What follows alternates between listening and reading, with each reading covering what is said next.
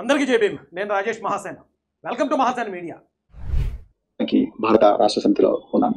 అయితే ఇప్పుడు నేను మాట్లాడే మాటలన్నీ కూడా రాజకీయాలకు అతీతంగా ఒక సామాజిక సమస్య మీద నేను మాట్లాడబోతున్నాను. దయచేసి మీరందరూ కూడా ఈ వీడియోను చూడాల్సిందిగా కోరుకుంటున్నాను. మిత్రులారా, నేను ఈరోజు ఒక ఇద్దరు పోలీస్ అధికారుల గురించి మాట్లాడబోతున్నాను. ఒకటి మరి ఈయన పివి సునీల్ కుమార్. ఈయన 1993 బ్యాచ్ కి చెందిన ఐపీఎస్ అధికారి, ఆంధ్రప్రదేశ్ క్యాడర్. ఆయన డీజీపీ ర్యాంక్ లో ఇంకా పదవులను కొనసాగుతున్నారు. నేను ఎప్పుడు ఇతనితో పని చేయలేదు, కానీ ఇటీవల ఇతను జైలు నుంచి రిలీజ్ అయ్యారు. ఇతను విజయ్ పాల్. ఇతను నాన్ క్యాడర్ ఎస్పీగా రిటైర్ అయ్యారు. సో పివి సునీల్ కుమార్ గారు ఎస్సీ మాల సామాజిక వర్గానికి చెందిన వ్యక్తి. అదేవిధంగా విజయ్ పాల్ ఎస్సీ మాదిగ సామాజిక వర్గానికి చెందిన వ్యక్తి. నేను జనరల్ గా యూనిఫామ్ వేసుకున్న పోలీస్ అధికారుల కులం ఏంటి అనేది జనరల్ గా చూడను. ఎప్పుడు కూడా సర్వీస్ లో బాకీ అంతా కూడా ఒకటే కులం, వాళ్ళకు కులం ఉండదు. సో వాళ్ళందరూ కూడా దేశం కోసం ప్రాణం త్యాగం చేయడానికి కూడా సిద్ధమై పనిచేస్తూ ఉంటారు, కుటుంబాలను వదిలేసి కూడా. సో వాళ్ళందరంటే కూడా నాకు ఎంతో గొప్ప గౌరవం ఉంది. నేను ఎట్టి పరిస్థితుల్లో కూడా ఆ విషయంలో నేను ఎక్కడ కూడా కాంప్రమైజ్ కాను. కానీ కొన్ని విషయాలు ఇటీవల కాలంలో ఆంధ్రప్రదేశ్ లో, మరి ముఖ్యంగా చంద్రబాబు నాయుడు గారు ముఖ్యమంత్రి పదవి చేపట్టిన తర్వాత గత 8 నెలల నుంచి కూడా చాలా మంది పోలీస్ అధికారులను ఎందుకో మరి వారు 16 మందిని పోస్టింగ్ లేకుండా ఉంచడం, అదేవిధంగా వాళ్ళందరూ కూడా ఇళ్లలో ఉండకుండా మళ్ళీ డీజీపీ కార్యాలయానికి వచ్చి 16 మందిని, మీరు ప్రవీణ్ గారు చెప్పిన మాటని నోట్ చేసుకోండి దయచేసి. 16 మంది అధికారులని పక్కన పెట్టడం జరిగింది కూటమి గవర్నమెంట్ వచ్చిన తర్వాత. రోజు కూడా రిజిస్టర్లో సంతకాలు పెట్టి ఉదయం వచ్చేటప్పుడు సంతకం పెట్టాలి, మళ్ళీ సాయంత్రం ఇంటికి పోయేటప్పుడు సంతకం పెట్టాలని ఒక రౌడీ షీటర్లను చూసినంత ఘోరంగా పోలీస్ స్టేషన్లలో, ఆ విధంగా ఐపీఎస్ ఆఫీసర్లను చూసిన విషయం మీద కూడా నేను చాలాసార్లు కూడా నేను ట్వీట్ చేశాను. సో మిత్రులారా, ఇప్పుడు రౌడీ షీటర్ అని ఒక వ్యక్తిని ఎలా ముద్రేస్తామండి? ఇక్కడ అంబేద్కర్ గారి రాజ్యాంగం మీకు తెలుసు కాబట్టి ప్రవీణ్ గారు, ఒక సామాన్యుడికి ఒకే ఓటు, అనిల్ అంబానీకి, ధీరుభాయ్ అంబానీకి, ముఖేష్ అంబానీకి ఒకటే ఓటు. అంటే రాజ్యాంగం ప్రకారం ఇక్కడ ఉన్న వాళ్ళు అందరూ సమానమే. కానీ ఇక్కడ ఒక సామాన్యుడిని రౌడీ షీటర్గా గుర్తించడానికి మీరు ఏ పారామీటర్స్ తీసుకుంటారు? అంటే అసాంఘిక కార్యకలాపాలు చేయటం, లేదా దాడులు చేయటం, లేదా ఎవరైనా బెదిరించడం, ఎక్స్టార్షన్, ఇలాంటివి చేస్తున్నప్పుడు అరే ఇతను ఎలా ఉన్నాడని రౌడీ షీట్ ఓపెన్ చేస్తారు, అంతే కదా. అంతేగాని ఎవడన్నా పొట్టడమే రౌడీ షీటర్గా పడతాడా? వాళ్ళు చేసిన పనుల వల్లే కదా వాడు రౌడీ షీటర్గా గుర్తింపడతాడు. మరి అవే పనులు కొంతమంది పోలీస్ అధికారులు చేస్తే ఈ రౌడీ షీటర్ని ట్రీట్ చేసినట్టే వాళ్ళని ట్రీట్ చేస్తే ఏంటి తప్పు? ఇప్పుడు చట్టం పోలీసులకి అంటే తప్పు చేసిన పోలీసులకు ఒకటి, లేకపోతే సామాన్యులకు ఒకటి లేదు కదా, అందరికీ ఒకటే కదా చట్టం. మీరే అన్నారు వాళ్ళు ఎందుకు రౌడీ షీటర్లుగా మీరు ట్రీట్ చేస్తున్నారని. అమ్మాయి పేరు ఏదో ఉంది, జత్వాని. ఆ జత్వాని అనే అమ్మాయిని ఎక్కడి నుంచి వెళ్ళి కిడ్నాప్ చేసుకొచ్చి బెదిరించి కేసు విత్డ్రా చేయించారని 3-4 ఐపీఎస్ ఆఫీసర్లను పక్కన పెట్టారు. గతంలో ఇవే పనులు రౌడీ షీటర్లు చేసేవారు. రౌడీలు వెళ్ళి బెదిరించేవారు, గన్ తీసేవారు, గన్ పెట్టేవారు, కేసు విత్డ్రా చేసుకొని రౌడీ షీటర్లు చేసేవారు ఆ పనులు. మరి అవే పనులు వైసీపీ గవర్నమెంట్లో కొంతమంది పోలీస్ అధికారులు చేస్తున్నప్పుడు మరి ఆ రౌడీ షీటర్లకు ఇచ్చిన ట్రీట్మెంటే వీళ్ళకి కూడా ఇవ్వాలి కదా. అందులో ఏం తప్పు ఉందండి? లేదా మీరు అన్నట్టు సామాన్యుడు చేస్తే అంటే రౌడీ షీటర్గా గుర్తించాలి, అవే పనులు అవే నేరాలు పోలీస్ ఆఫీసర్ ఎవరైనా ఒకరు చేస్తే ఆ పోలీస్ ఆఫీసర్ని అయితే మనం ఏం చేయకూడదు అనేమన్నా పోలీస్ యాక్ట్లో ఉందా? అన్నీ మీకు తెలుసు కదా. తెలిసి మీరు ఇలా ఎలా మాట్లాడారు నాకు అర్థం కాలేదు.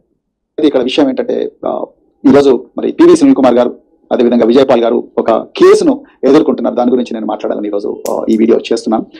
2021 సంవత్సరంలో ఇప్పుడు డిప్యూటీ స్పీకర్ ఆంధ్రప్రదేశ్ లో ఉన్న రఘురామకృష్ణరాజు గారు, మరి వారు అప్పుడు మెంబర్ ఆఫ్ పార్లమెంట్ గా ఉండ్రి. సో మరి వారిని ఒక కేసులో సిఐడి పోలీసులు, ఆంధ్రప్రదేశ్ సిఐడి పోలీసులు అరెస్ట్ చేసి హైదరాబాద్ లో అరెస్ట్ చేసి వారిని హైదరాబాద్ నుంచి విజయవాడ తీసుకుపోయి విజయవాడ సిఐడి ఆఫీస్ లో రాత్రి నుంచి ఉదయం మేజిస్ట్రేట్ దగ్గర ప్రొడ్యూస్ చేశారు. అయితే ఆ ప్రొడ్యూస్ చేసిన క్రమంలో వారికి నన్ను కస్టోడియల్ టార్చర్ చేశారు అని చెప్పేసి ఆనాడు ఎంపీ రఘురామకృష్ణరాజు గారు మేజిస్ట్రేట్ గారి ముందర చెప్పడం జరిగింది. మేజిస్ట్రేట్ గారు మరి ఒక 4 డాక్టర్ల టీంను మరి ఏర్పాటు చేసి ఆ డాక్టర్ల టీంను వీరిని ఎగ్జామిన్ చేయమని చెప్పడం, దాని తర్వాత మరి ఆ డాక్టర్ల టీం ఇక్కడ కస్టోడియల్ టార్చర్ ఏం జరగలేదని చెప్పడం, అదేవిధంగా మరి లోకల్ మేజిస్ట్రేట్ దగ్గర వారు బెయిల్ కోసం అప్లై చేయడం, ఆ బెయిల్ మరి రానందున ఆయన హైకోర్టులో పోయి మరి బెయిల్ తెచ్చుకోవడం, ఇవన్నీ కూడా చక్కచక్క జరిగిపోయిన తెలుగు ప్రజలందరికీ కూడా, మరి ముఖ్యంగా ఆంధ్రప్రదేశ్ ప్రజలందరికీ కూడా ఈ కేసు గురించి స్పష్టమైన అవగాహన ఉంది. దాని తర్వాత మరి రఘురామకృష్ణరాజు గారు బెయిల్ నుంచి బయటకు వచ్చిన తర్వాత హైదరాబాద్ లో మిలిటరీ హాస్పిటల్లో మళ్ళీ ఎక్స్పర్ట్ డాక్టర్స్ ద్వారా చేయించుకోవడం, దాని తర్వాత అక్కడ కూడా ఎలాంటి రిపోర్ట్స్ రాకపోవడం, తర్వాత ఈ విషయం అంతా కూడా సుప్రీం. మీరు కేసు గురించి చెప్పినప్పుడు అంత బాగానే చెప్పారండి. జరిగింది, అరెస్ట్ జరిగింది, ఆయన తీసుకొచ్చారు, కస్టోడియల్ టార్చర్ జరిగిందని రఘురామరాజు గారు అక్కడ మ్యాజిస్ట్రేట్ ముందు చెప్పారు. ఆ తర్వాత డాక్టర్లకు రెఫర్ చేశారు, 4 డాక్టర్లు చెక్ చేశారు, ఏమీ లేదని అక్కడ దాకా మీరు కరెక్ట్ చెప్పారు సార్. కానీ ఆ తర్వాత రఘురామరాజు గారు ఆయన కంటోన్మెంట్లో ఉన్న ఆ మిలిటరీ హాస్పిటల్కి వెళ్ళాక మిలిటరీ హాస్పిటల్ డాక్టర్లో జరిగింది కస్టోడియల్ టార్చర్, ఇక్కడ కాలుకు ఉన్న చిటికిన వేలు ఇరిగింది, ఆ బోన్ ఇరిగింది, ఫ్రాక్చర్ అయిందని వాళ్ళు రిపోర్ట్ ఇచ్చారండి. అయితే మరి ఆ విషయం మీకు చెప్పలేదేమో, ఇక్కడి నుంచి ఆంధ్ర నుంచి మీకు కమ్యూనికేట్ చేసిన వాళ్ళు అబ్బాయి మిలిటరీ హాస్పిటల్లో కూడా ఏమి లేదని వచ్చిందని చెప్పుకుంటారు మీకు. కానీ అక్కడ మిలిటరీ హాస్పిటల్లో అవును కస్టోడియల్ టార్చర్ జరిగిందని వచ్చిందండి. సుప్రీంకోర్టు దాకా వెళ్ళడం, సుప్రీంకోర్టులో కూడా మరి ఎలాంటి రఘురామకృష్ణరాజు గారు అన్నాడు సిబిఐ ఎంక్వైరీ కోరారు, ఇంకా రకరకాల కోరికలు కోరారు. కానీ సుప్రీంకోర్టు ఆ కోరికలన్నీ కూడా పక్కకు పెట్టి ఆంధ్రప్రదేశ్లో మీ ఏదైనా కూడా ఆంధ్రప్రదేశ్లో చూసుకోమని చెప్పేసి కూడా ఆ రోజు చెప్పడం జరిగింది. కరెక్ట్ అండి. ఆంధ్రప్రదేశ్లో చూసుకోండి, మీ రాష్ట్రంలో మీరు మీ రాష్ట్ర పరిధిలో తేల్చుకోండి, హైకోర్టు పరిధిలో తేల్చుకోండి అని చెప్పి ఉండొచ్చు, నాకు తెలియదు పూర్తిగా. అయితే అప్పుడు ఇక్కడ ఆంధ్రప్రదేశ్లో పోలీస్ స్టేషన్లు కానీ లేకపోతే హాస్పిటల్ కానీ మొత్తం వ్యవస్థలన్నీ అసలు మొత్తం చాలా దారుణంగా దుర్వినియోగం అయ్యండి. ఎవరెవరిని ఉదాహరణకు మీకు తెలియదేమో, మీరే అన్నారు మాది కానీ సామాజిక వర్గాల గురించి చెప్పారు. ఇక్కడ మాదిగ సామాజిక వర్గానికి చెందిన సుధాకర్ గారు అనే ఒక డాక్టర్ గారు, ఆ డాక్టర్ గారిని బతికొండగా పిచ్చోడిని చేసి చంపేశారు. బ్రతికొండగా ఆయన పిచ్చోడిగా చిత్రీకరించేసి ఆయనకి ఆ పిచ్చి వచ్చేసి మందులు వేసేసి పోలీసులే దగ్గరుండి ఆయన కాళ్ళు చేతులు కట్టేసి రోడ్డు మీద పడుకోబెట్టేసి డాక్టర్ గారండి ఆయన. ఆ రోజు కూడా మీరు ఇలా వచ్చి మాట్లాడుతుంటే బాగుండేది ప్రవీణ్ గారు. ఆయన మాదిగ సామాజిక వర్గాన్ని చెందిన మేము పోరాడమండి, కేసులు కూడా భరించాం దాని మీద. అప్పుడు ఇక్కడ ఏ వ్యవస్థలు ఏం పనిచేసి కాదండి. అప్పుడు ఒకవేళ మీరు అన్నట్టు 3.5 సంవత్సరాల క్రితమే అక్కడ చూసుకోమన్నారంటే మరి ఇక్కడ వ్యవస్థలన్నీ ఒకరి కంట్రోల్లో ఉన్నప్పుడు, వ్యవస్థలన్నీ దుర్వినియోగం అవుతున్నప్పుడు మరి ఎక్కడ పోవాలి న్యాయం కోసం? ఆ కేసు యథావిధిగా నడుస్తున్నాం. అయితే మరి ఇందులో రఘురామకృష్ణరాజు గారు ఎంపీ హోదా అయిపోయింది. దాని తర్వాత ఎమ్మెల్యేగా ఎన్నికైన తర్వాత వారు ఈరోజు ఆంధ్రప్రదేశ్లో డిప్యూటీ స్పీకర్గా కూడా ఉన్నారు.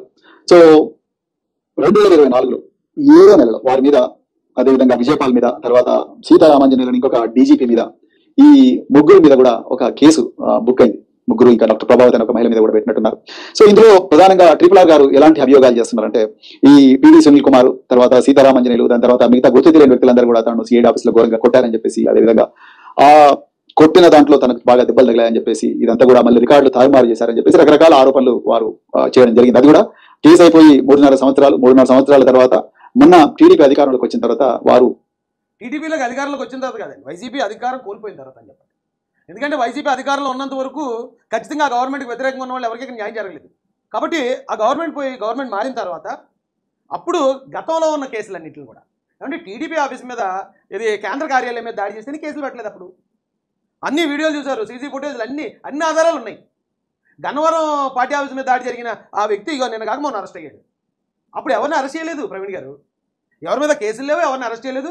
ఏమైనా గట్టిగా అడిగితే మాలాంటి వాళ్ళ మీద తిరిగి కేసులు పెట్టేవారు. ఏమండి, దోరంపూడి చంద్రశేఖర్ రెడ్డి అని ఒక ఎమ్మెల్యే 14 మందిని నా ఇంటి మీద పంపించిన మీద దాడికి, అక్కడ దాడి చేయడానికి అలా కుదరకో లేకపోతే భయపడరో ఏదో సంథింగ్ జరిగితే ఆ 14 మందిని నేను ఇంటికి పిలిచి నేను చంపేపోయానని చెప్పి నా మీద కేసు పెట్టారు.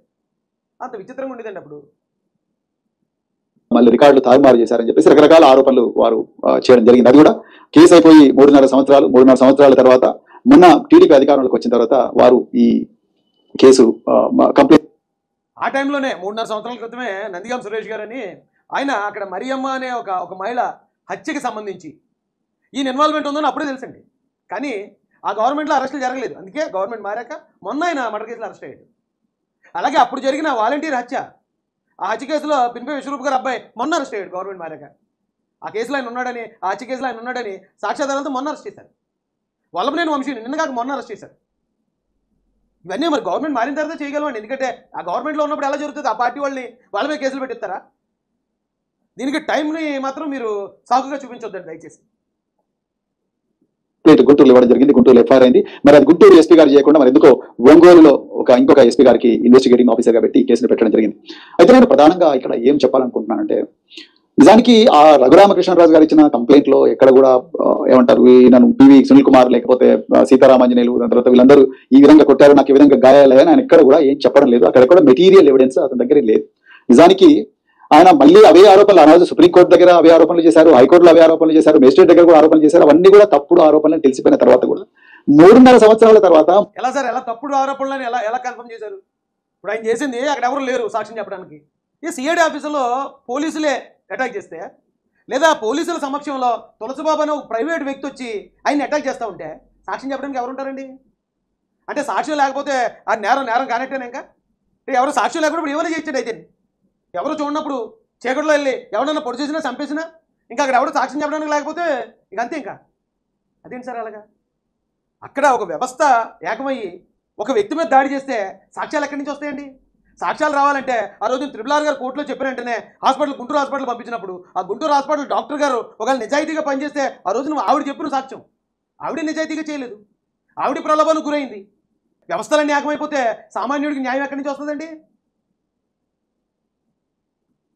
మళ్ళీ రఘురామకృష్ణరాజు గారు ఇప్పుడు డిప్యూటీ స్పీకర్ హోదాలో ఉన్నారు. వారు ఎఫ్ఐఆర్ అంటే కంప్లైంట్ ఇచ్చారు. దాని మీద గుంటూరు పోలీసులు ఎఫ్ఐఆర్ చేశారు. సో దాంట్లో ఇదంతా ఏంటంటే కోడిగుడ్డు మీద ఈకలు పీకడం లాంటిదే ఉన్నది. దానికి పోలీసుల్లో ఒక డీజీపీ ర్యాంక్ అధికారులు వచ్చేసి ఒకరిని కొట్టడం అనేది అసలు నాకు తెలిసినంత వరకు కూడా ఇక్కడ జరగదండి. అసలు ఏమంటే మాకు మాలాంటి ఏమైనా కష్టం వస్తే స్థానికంగా ఉన్న మా సబ్ ఇన్స్పెక్టర్ గారి దగ్గర పోతాం, లేదా మా సర్కిల్ ఇన్స్పెక్టర్ గారి దగ్గర ఏమంటే మాకు ఈ కష్టం వచ్చిందంటే మాకు సాయం చేయండి అని అడిగే సామాన్యుల బ్రతుకులు మాయి. నాలాంటి ఒకటి మీద అడిషనల్ డీజీపీ కేసు పెడతాడనేది ఎక్కడ జరిగిందా? జరిగిందా? ఇక్కడ జరిగింది ఆంధ్రాలో. ఏమంటే ఇడియట్ అనే సినిమా ఉంది, అందులో ఒక కమిషనర్ గారే అటాక్ ఇస్తారు హీరోకి, కమిషనర్. కానీ కమిషనర్ కన్నా పెద్ద స్థాయి డీజీపీ మా మీద సామాన్యులు అటాక్ ఇచ్చాడు. అలాంటి విచిత్రాలన్నీ జరిగాయండి ఇక్కడ. ఒక డీజీపీ కొట్టడు అంటున్నారు, అవును రఘురామరాజు గారు అదే అంటున్నారు. డీజీపీ వచ్చి కొట్టాడు అని చెప్పట్లే, 100 కేజీల పైన ఉన్నవాడు వచ్చి కొట్టాడు నన్ను. అది తులసిబాబు నాకు తర్వాత తెలిసిందని తులసిబాబుని చెప్పాడండి ఆయన. డీజీపీ కొట్టడాన్ని మీ మాట కరెక్టే, ఎందుకంటే ఆయన ఆదేశిస్తే కొట్టడానికి చాలామంది ఉంటారు అక్కడ. అలాగే ఆదేశించి తులసిబాబుతో కొట్టించాడని చెప్తున్నాడండి ఆయన. ఈ రాష్ట్రంలో దళిత నాయకులు చాలామంది ఉన్నారండి, నిజాయితీ పనులు, దళితుల కోసం పనిచేస్తూ తమ జీవితాలు త్యాగం చేసే వాళ్ళు ఉన్నారు. కానీ కొద్దిమంది దళితుల్ని తమ ఎదుగుదల కోసం వాడుకునేవాళ్ళు ఇక పివి సునీల్ కుమార్ గారు లాంటి వాళ్ళు కూడా ఉన్నారు. ఏ రోజు దళితుల కోసం మాట్లాడిన పివి సునీల్ కుమార్ గారు ఈరోజు సమస్య మీది పరిష్కారం మాదేట. ఈరోజు అప్పుడంటే మనం జాబ్లో ఉన్నాడు, చైనా కుదరదంటారేమో, ఇప్పుడు జాబ్లో ఉన్నాడు ఆయన. ఈ రోజు గుర్తొచ్చిన దళితులు ఆ రోజు ఎందుకు గుర్తు రాలేదు? ఆ రోజు వైసీపీ హయాంలో అన్ని మడలు జరుగుతున్నప్పుడు, డెడ్ బాడీ డోర్ డెలివరీలు జరుగుతున్నప్పుడు అప్పుడు ఎందుకు మాట్లాడలేదు పివి సునీల్ కుమార్? అయితే మీరు కూడా ఎందుకు మాట్లాడలేదు అప్పుడు? అంటే మీరు చదువుకోవడానికి రిజర్వేషన్ వాడుకుంటారు, ఉద్యోగానికి రిజర్వేషన్ వాడుకుంటారు, ఉద్యోగం తర్వాత మళ్ళీ రాజకీయాల్లో రావడానికి రిజర్వేషన్ వాడుకుంటారు. అన్ని రిజర్వేషన్లు మీరే పొందితే మరి మిగతా సామాన్యుల పరిస్థితి ఏంటండి? అది కాకుండా మళ్ళీ దళితులు మా మీద చిన్న చూపు చూపిస్తున్నారనే ఆ విక్టిమ్ కార్డు కూడా మళ్ళీ మీరే వాడుకుంటారా? ఒక అడిషనల్ డీజీపీ, ఒక డీజీపీ కూడా బలహీనుడు ఎలాగవుతాడు? ఒక దళితుడు ఎలాగవుతాడు? ఇదేంటండి ఇది? పైగా మీరే అన్నారు 16 మంది అధికారులు పక్కన పెట్టారు. అందులో మీరు చెప్పినట్టు సునీల్ గారు, ఇంకొక ఆయన విజయపాల్ గారు, ఇద్దరు ఎస్సీలు అయి ఉంటారు. సీతారామాంజనేయులు గారు ఏం ఎస్సీ కాదే, కాంతిరావు టాటా గారు ఏం ఎస్సీ కాదే. అలాంటి ఐపీఎస్ ఆఫీసర్లు చాలామంది ఉన్నారు. ఈ గవర్నమెంట్ వచ్చాక అందరి మీద, తప్పు చేసిన ప్రతి ఒక్కరి మీద సమానమైన చర్యలు తీసుకున్నారండి. ఇక్కడ కులాన్ని ఆపాదించొద్దండి, కులాలను తీసుకురావద్దు అసలు. కొట్టడం అనే రోజులే పోయినాయి ఇప్పుడు. మరి అది ఒక మెంబర్ ఆఫ్ పార్లమెంట్ ను, ఒక డీజీపీ ర్యాంక్ అధికారి కొట్టడం అనేది అసలు ఊహించడమే చాలా కష్టమైన పని. అసలు అది జరిగే ఆ పని కాదు. మరి ఎలా ఓ మనిషిని చంపేసి ఆ డెడ్ బాడీని ఇంటికి బయటికి డోర్ డెలివరీ అవ్వడానికి ఎక్కడ చూసారు మీరు ఇంతకుముందు ప్రవీణ్ గారు? లేదా ఒక ఎస్సీ కుర్రోడ్ని పోలీస్ స్టేషన్లోనే పెట్టి పోలీసులే శిరోముండనం చేయడం అనేది ఎక్కడ చూసారు మీరు? ఒక డాక్టర్ని బట్టలు ఒడగేసి గుండు కొట్టి రోడ్ల మీద ఈడ్కేసి కొట్టడం అనేది ఎక్కడ చూసారు మీరు? అలాంటివన్నీ ఆంధ్రాలో జరిగాయి. అవన్నీ చూడండి మీరు, ఇదొక్కటే చూడలేదంటే ఎలాగండి? ఒక డీజీపీ బలహీనుడు, దళితుడు ఎలా కనిపిస్తున్నాడండి మీకు? అలా ఎంతోమంది ఇబ్బందులు పడ్డ వాళ్ళు ఉన్నాం కదండి. మేమందరం ఎందుకు గుర్తు రాలేదు మరి మీకు ఆ రోజు మీరు స్పందించడానికి? అలాంటిది మరి ఈరోజు మరి పనిగట్టుకొని ఈ ముఖ్యంగా ఇద్దరు అధికారుల మీద, అంటే మిగతా వాళ్ళు సీతారామాంజనేయులు, తర్వాత ఈ పివి సునీల్ కుమార్, దాని తర్వాత విజయపాల్, ముఖ్యంగా పివి సునీల్ కుమార్ తర్వాత విజయపాల్, మరి ఈరోజు వాళ్ళిద్దరు దళిత సామాజిక వర్గానికి చెందిన వాళ్ళు. వాళ్ళ గురించి ఎవరు కూడా, నాకు ఆశ్చర్యం వేస్తున్నది ఏంటంటే ఈ ఇద్దరు ఆఫీసర్లను టార్గెట్ చేసి పివి సునీల్ కుమార్ గత 8 తప్పు చేసిన వాళ్ళకి కులం ఆపాదించొద్దండి.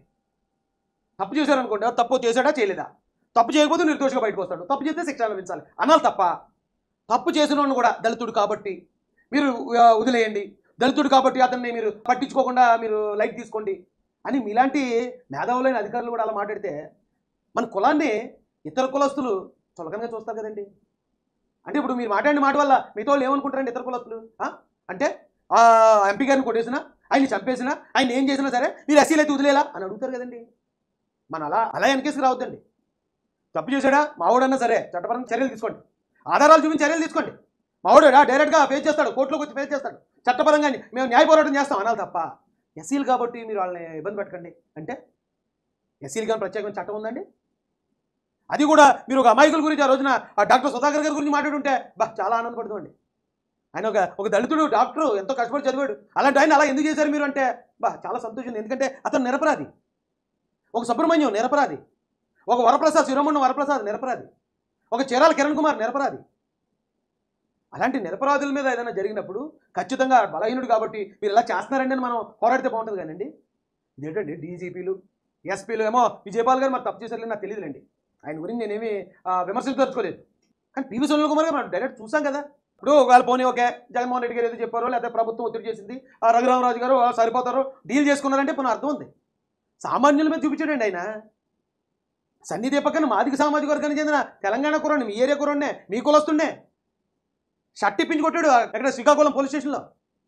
షర్ట్ ఇప్పించి కొట్టించడమే కాకుండా మళ్ళీ దాన్ని వీడియో తీసి పంపించారు పైకి.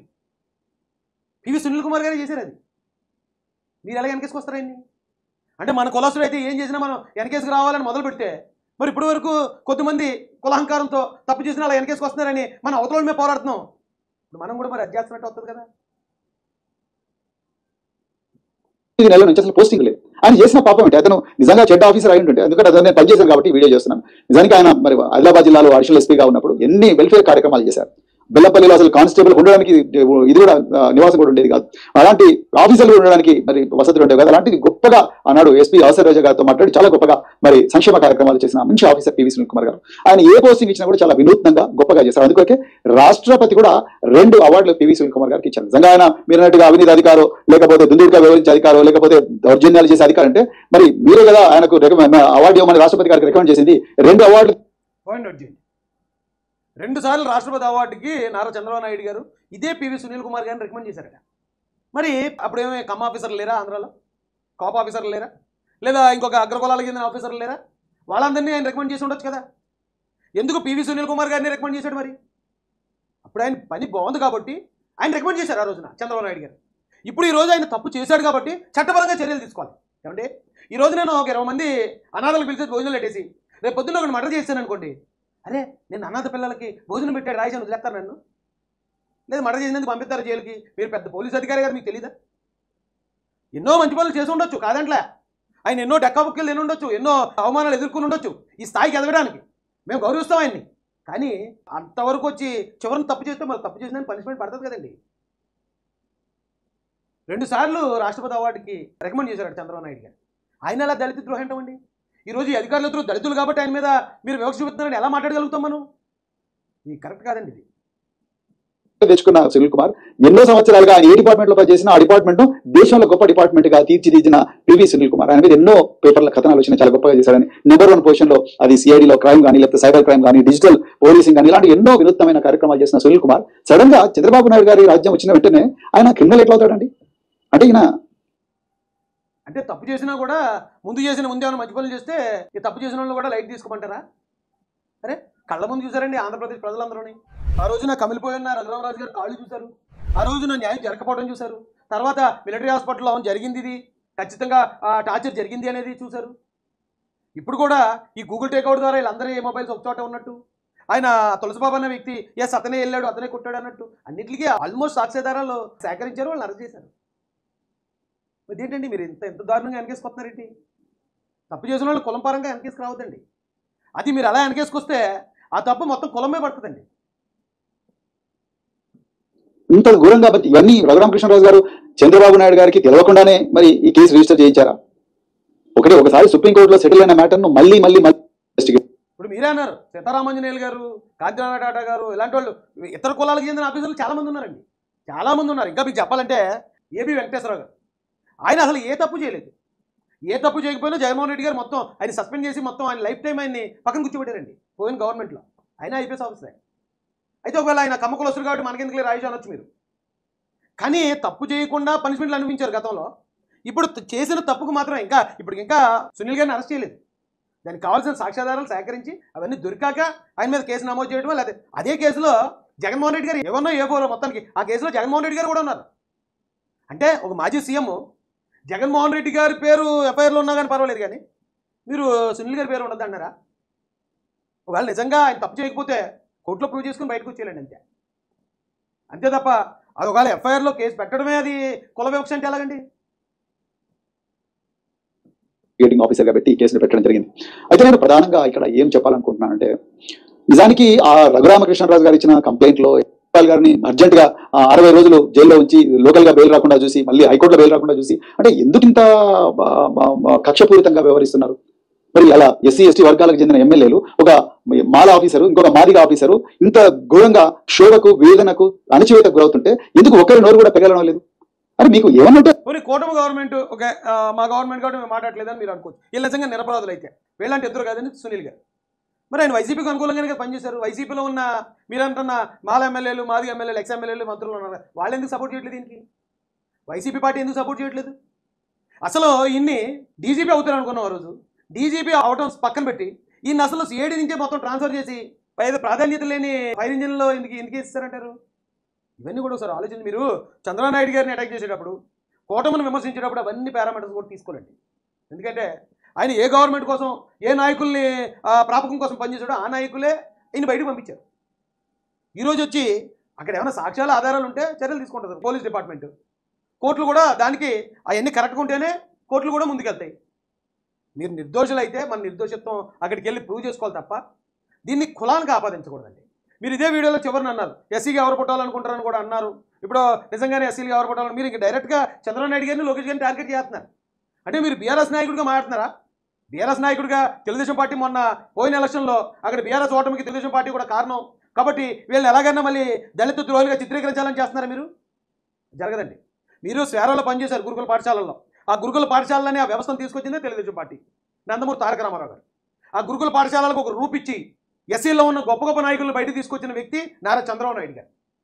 దీనికి అంటరానితనానికి కులవివక్షకు సంబంధించి కొన్న కమిషన్ వేసి 18 జీవోలు దానికి వ్యతిరేకంగా ఆ అంటరానితనాన్ని నిర్మూలించడానికి 18 జీవోలు ఇచ్చిన వ్యక్తి నారా చంద్రబాబు నాయుడు గారు.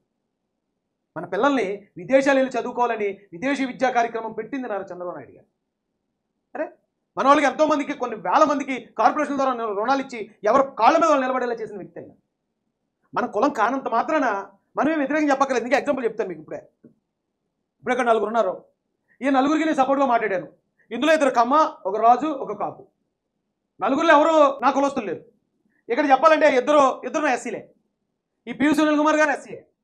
కానీ ఎందుకు మాట్లాడాల్సి వస్తుందంటే ఇప్పుడు కూడా మనం అందరం కూడా ఇంత అడ్వాన్స్ అయిన తర్వాత, ఇంత చదువుకుని టెక్నాలజీ ఇంత ఇంప్రూవ్ అయిన తర్వాత కూడా మనం ఇంకా కులాన్ని అడ్డు పెట్టుకుందాం, తప్పు చేసిన వాళ్ళని కూడా కులం పేరుతో కాపాడదాం అనేది మాత్రం వద్దండి. ఏదైనా ఉంటే డైరెక్ట్ ఫేస్ చేయడమే. నిజంగా కులవివక్ష జరుగుతుంది. ఎందుకు మొన్న అక్కడ మాలబంటి అనే కుర్రోడిని పరువు హత్య చంపేశారు, కులాంకర హత్య. వెళ్ళారా మీరు? అదండి కులవివక్ష అంటే.